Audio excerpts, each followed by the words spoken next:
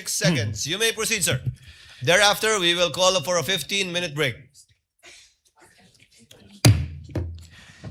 In the discourse yesterday, talking about VP Sara's statements during the November 23, 2024 press con, Senator Judge Risa Ontiveros stated, and I quote, "None of these statements are proof that the Vice President actually contracted an assassin or hired one.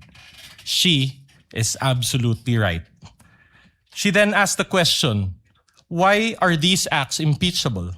To this question, the prosecution responded, "We understand that these statements may not actually 100% prove that she in fact contracted an assassin. End of quote. Hence, the prosecution admitted that the video does not prove any fact other than its existence. In simple words, there is no proof of any contracting of an assassin. The prosecution's admission before this honorable court made the respondent's position clear.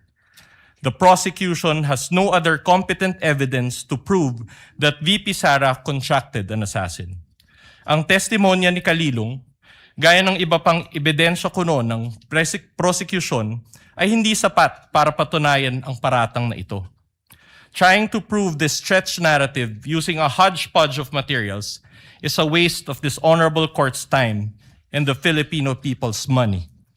Si VP Sara na mismo ang nagsabi na hindi assassin ang kinausap niya.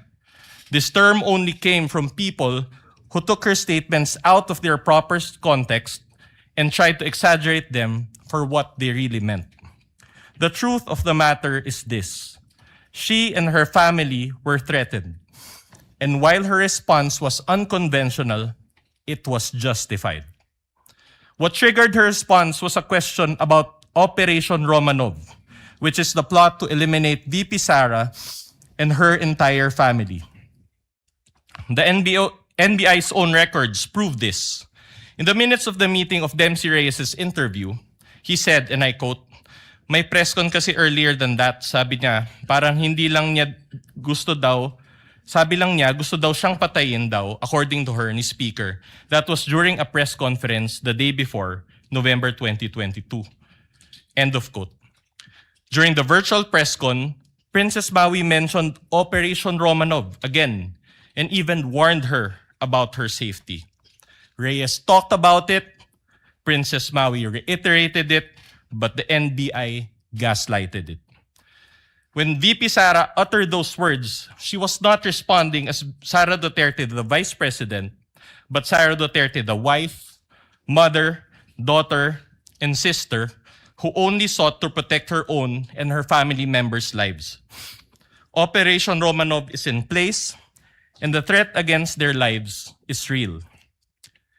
VP Sara became the target of unauthorized intelligence and surveillance operations by government operatives that exposed her family to high-level risks and security threats, thereby causing intense trauma and uncontrollable fear. Her homes in Davao and Manila were profiled, and this is proven by classified casing reports. Her trusted security personnel were removed.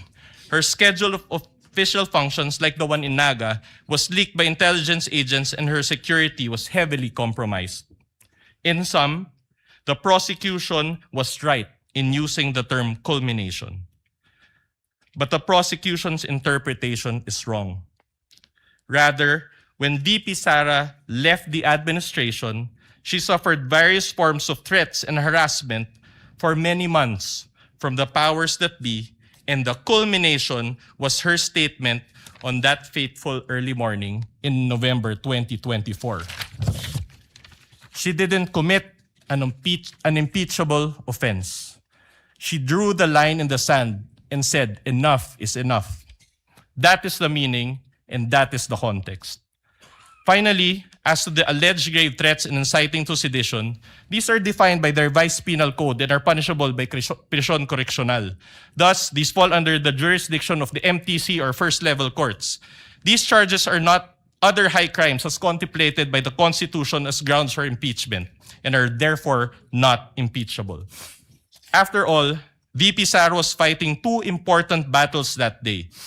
One against the threat to her family's life, and another against the life of the ordinary Filipino, constantly suffocated by the immense weight of corruption, which she talked about during the press con. She never incited sedition. She merely echoed the voice of ordinary Filipinos. Her message that day only reflected what was already in their hearts and minds. There was no betrayal of public trust. She actually upheld the people's trust as she spoke for and behalf of the people. Thank you, Your Honor. Thank you, Attorney Vinluan. Chair declares a 50